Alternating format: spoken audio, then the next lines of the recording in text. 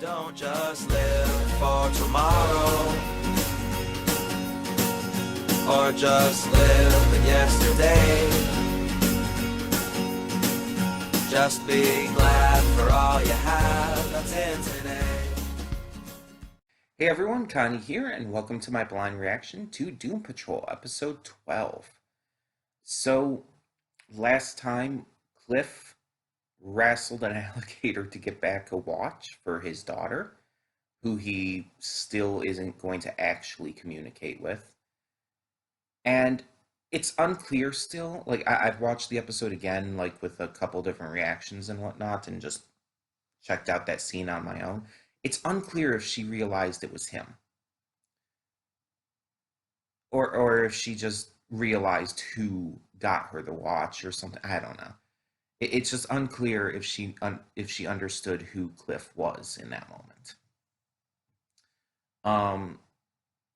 But I'm hoping that eventually we do get a real reunion, like they actually get to talk and actually get to reunite with each other. Meanwhile, we also had Larry gaining some closure after some dreams given to him by the spirit. He decides to actually go and visit John. And getting to see each other again after all these years, getting to reunite and reconnect and laugh with each other and just talk, has given Larry the closure he needed to be able to accept himself, to be able to move on, and to be able to just help just become a better person through it all. And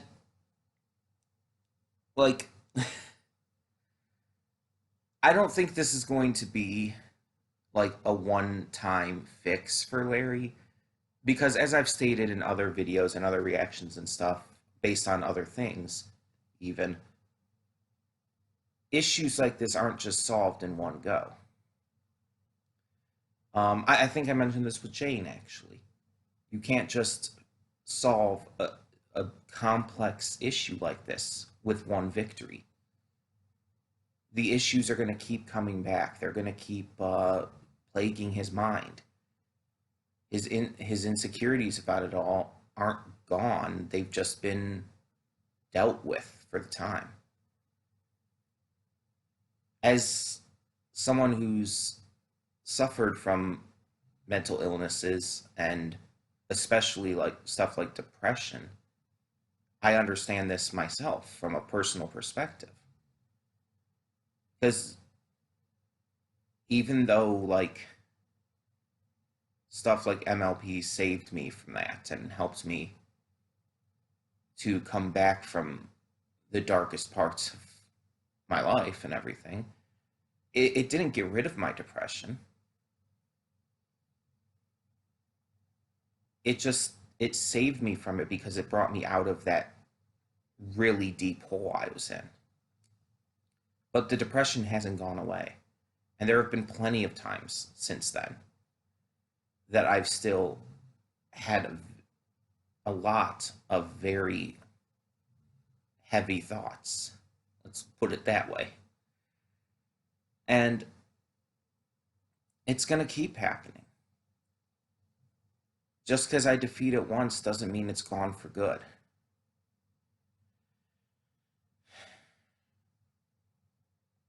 And I love Cliff's character, and I want to see him happy. I want to see him succeed, and I think he will get better. But I also don't think that this is going to be it for his anxieties and fears and self-questioning in regards to his sexuality and whatnot. Not in terms of questioning who he is or what he likes, but more so questioning about what others will think of him, which is clearly continued to be a big deal for him. and one of the biggest things holding him back. But either way, I am extremely happy to see him get that closure that he needed. It's going to help him so much, even if it doesn't solve the issue. Because again, it's like I've been through that, just getting that kind of big moment that has turned things around for me. And I know other people, friends and whatnot, who have as well, who have gotten to those big moments to help them, but still have to work on it after. It's a great victory. It's awesome. But it's only one victory.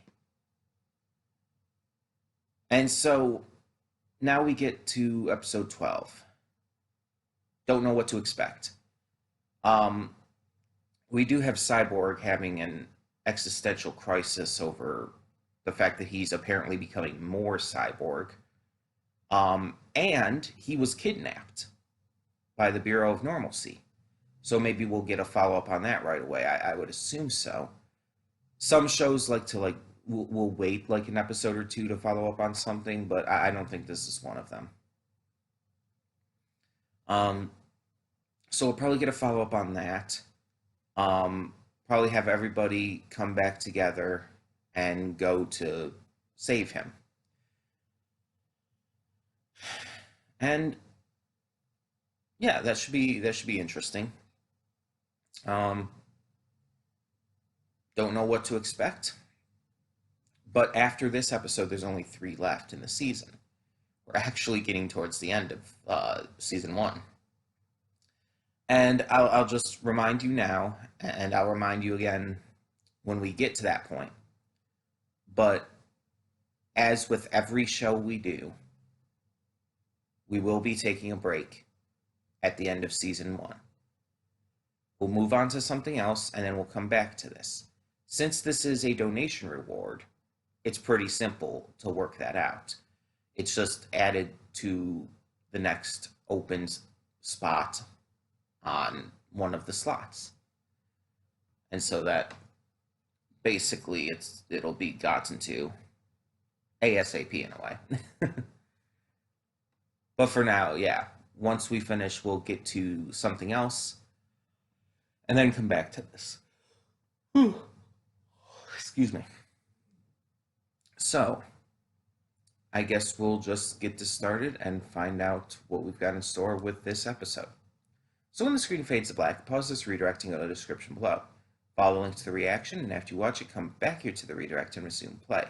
Because after it fades to black and then fades back in, everything from that point forward will be my afterthoughts and will contain spoilers to the episode. So, that being said, thank you so much for tuning in, and I will see you at the reaction.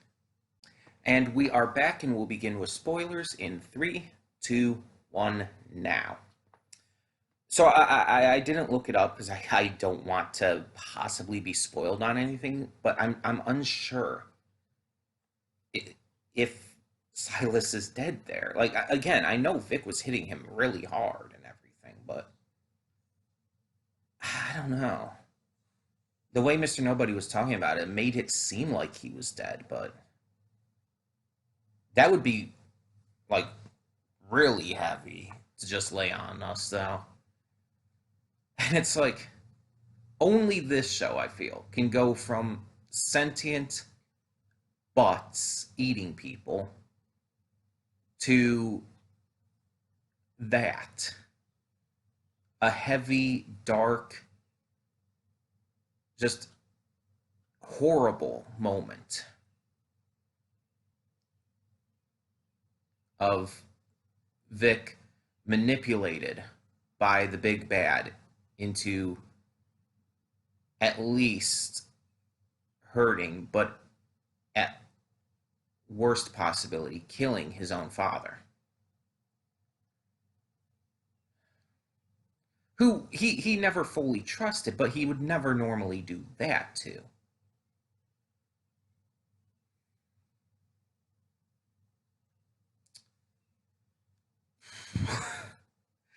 It's like almost like need a moment after that. So this episode was all about rescuing Vic. After being captured by the Bureau of Normalcy, Vic is getting tortured and just used and whatnot by the Bureau for their own purposes. While back at Doom Manor, the rest of our heroes are trying to figure out how to save him. Silas ends up coming in and they form a plan. They head to the Bureau of Normalcy using Silas's knowledge of how to get there. And they break in by pretending that Silas and some agents and whatnot are bringing Cliff in as a prisoner. However, part of the plan is also for them to have a fake out betrayal. They fake that Silas betrayed them so that they can get further in and plan this out better and just make a more successful escape. Silas goes to meet with Vic, where he kind of gives him the wink, wink, nudge, nudge that this is a plan. And while the others get tortured, they prepare for their own ways out. Cliff has snuck in Rita, who snuck in via turning herself into her blob form and hiding away inside his body. And Jane manages to get out because a song that the creepy bureau dude plays brings out Karen. And she's able to hypnotize him and all. And they manage to set Larry free themselves and everything, so it all kind of works out. But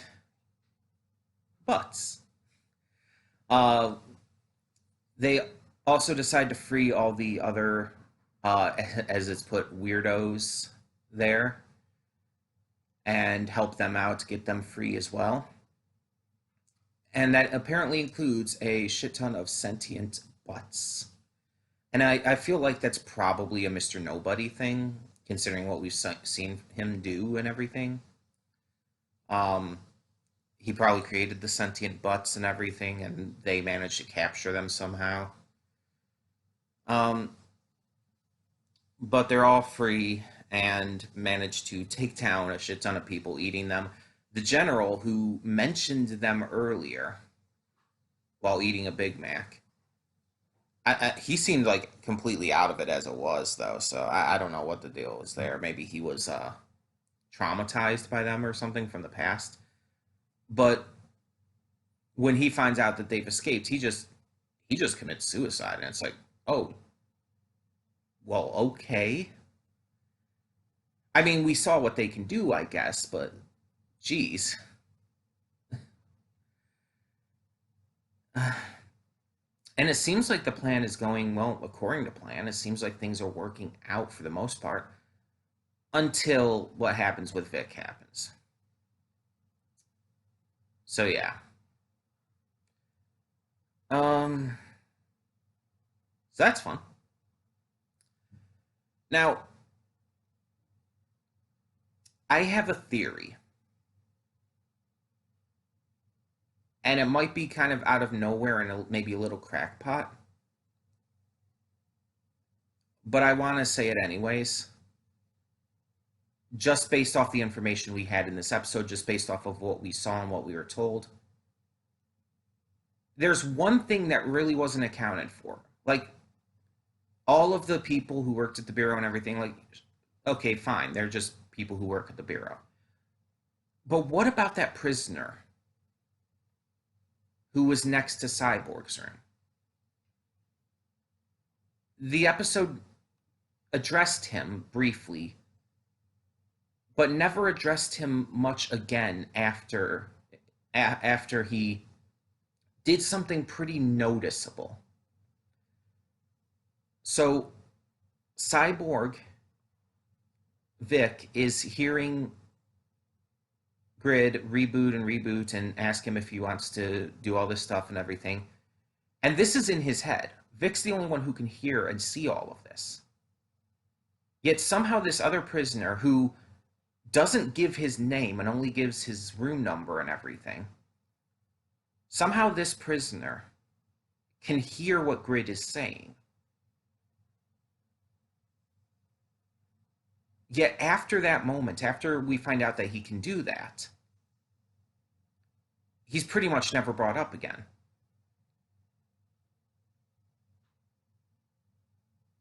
But that's a very noticeable thing, and they make a point of it too in the episode.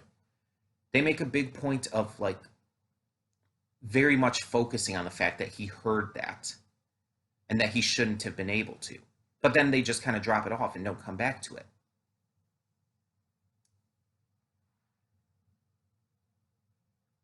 What if this guy can read thoughts? If he can read thoughts or hear people's thoughts in general, even when not necessarily trying to, that could explain why he's there. Because we don't know why he's at the Bureau of Normalcy. We don't know why he's at the ant farm. We just know he's there. He's been experimented on, and apparently he gets some kind of new perk every time he comes back to his cell. Which includes like an armchair, color television, stuff like that. And we also find out he's been there since like the 60s or so, approximate.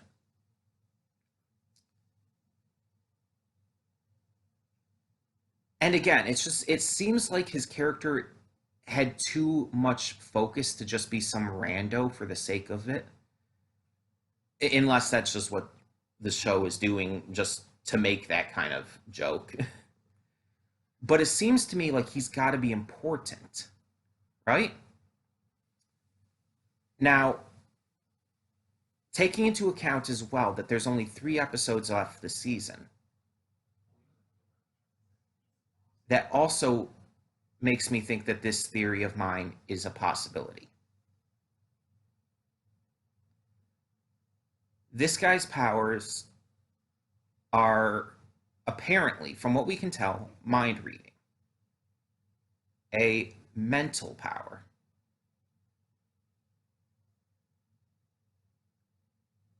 And that makes me think of the person that they're looking for. That our heroes are looking for. Flex Mentallo. What if this is that person? And if so, did they set him free with everyone else?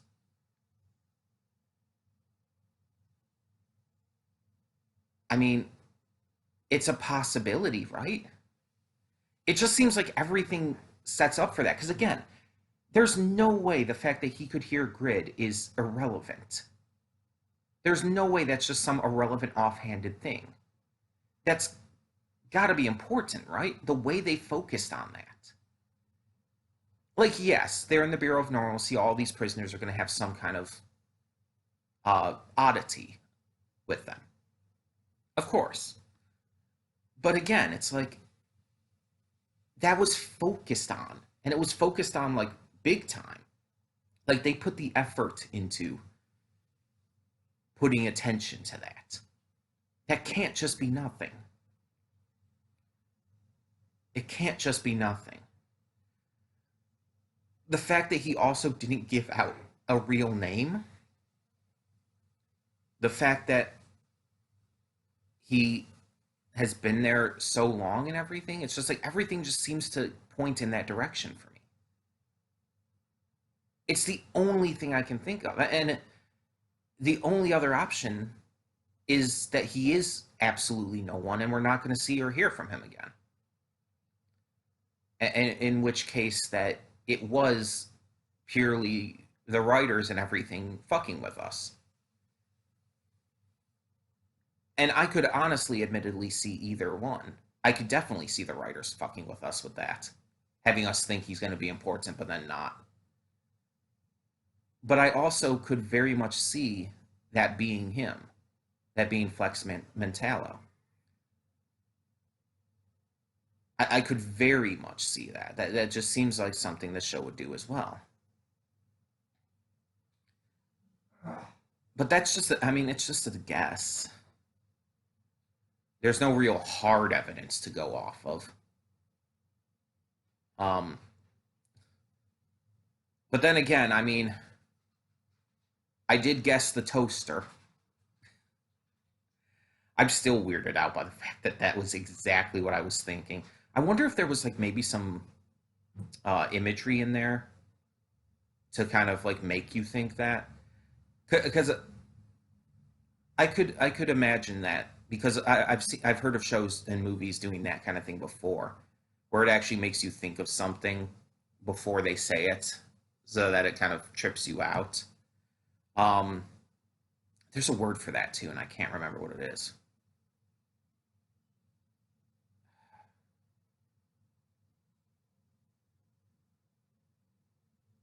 I can't think of it. But yeah, it's like when they put like little things like in the background or the way or the words they say or something like will like kind of like make your brain think about something with you not even realizing it. So when they say something that triggers that, it's like it just comes to mind. And magicians use that kind of trick all the time. Um, I've heard some magicians just refer to it as the power of suggestion, but there's I think an actual term for it too. Um, and I can't think of it. But I'm wondering if they did that there with the toaster. If there was like some stuff in the background or some stuff people had said or something that just kind of made you think about that. When I watch Blind Wave's reaction to it, I'll try to see if I can find a toaster anywhere in the background. Maybe there was a toaster somewhere in some shots or shots, and that's why it made me think of that. That'd be really funny if that's the case, though. That would be really funny. I mean, it's already really funny, but you know what I mean. Um, and one thing I was kind of questioning as well with this episode, Larry was able to be awake while the spirit was outside of his body. We have not seen that be able to happen before. When the spirit leaves his body, it puts him into an unconscious state. Maybe it was something the Bureau of Normalcy was doing to him. Maybe it was because of the experiments or something. I don't know. It's just, I feel like, I don't feel like it's like a continuity error or anything like that. I feel like there's a point to it. That maybe he only stays asleep normally because the spirit gives him a dream or something, but I don't know. Maybe we'll find out more about that. But either way, he did unleash the spirit, so it's all good again. Um, but yeah, definitely interested to see where this goes now. Only 3 episodes left in this season. And I feel like it's about to get really wild going forward. Like, this episode was already pretty intense, breaking into the Bureau of Normalcy and everything. But I think it's about to get even bigger going forward, especially if there's going to be a notable confrontation with Mr. Nobody. We'll see. We'll see. In the meantime, tell me what you thought of this episode of Doom Patrol down in the comments below, and thank you so much for tuning in. For now, I'm Connie, and I'm signing off. See y'all next time.